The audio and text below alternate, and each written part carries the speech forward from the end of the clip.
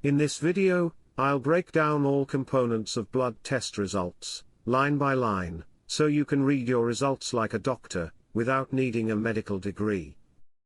Have you ever stared at your blood test results and thought, what do all these numbers even mean? Stick around, because by the end, you'll know exactly what to look for, what's normal, and when it's time to take action. Let's start with the CBC, complete blood count. This is your body's status report. White blood cells are your immune system's soldiers. High levels might mean infection. Low levels could mean your immune system is suppressed. Red blood cells carry oxygen. If they're low, you might have anemia. If they're high, it could be dehydration or a bone marrow issue. Hemoglobin and hematocrit tell us how much oxygen your blood can carry. Low levels can cause fatigue and dizziness. High levels might point to lung or heart issues. Platelets help with clotting.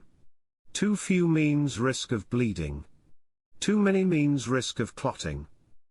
Quick tip, always look at trends over time, not just one result. Next up is your cholesterol numbers. These are key for heart health. Total cholesterol should ideally be under 200 mg/dl. HDL is your good cholesterol, higher is better. Aim for above 60. LDL is the bad cholesterol, lower is better. Under 100 is ideal. Triglycerides should be under 150. High levels can increase your risk of heart disease. Diet, exercise, and even sleep affect these numbers. Now let's check your liver. It's your detox powerhouse. ALT and AST are enzymes that rise when liver cells are damaged. Mild elevation could be from alcohol, medications, or fatty liver. ALP and bilirubin help assess bile flow and liver function. High bilirubin might mean jaundice. If multiple liver markers are elevated, then you are in trouble. Talk to your doctor. Next one is the kidney function test. Your kidneys filter waste. These numbers show how well they're working. Creatinine and BUN are key markers. High levels might mean kidney dysfunction. EGFR should be above 60. Lower values suggest reduced kidney function.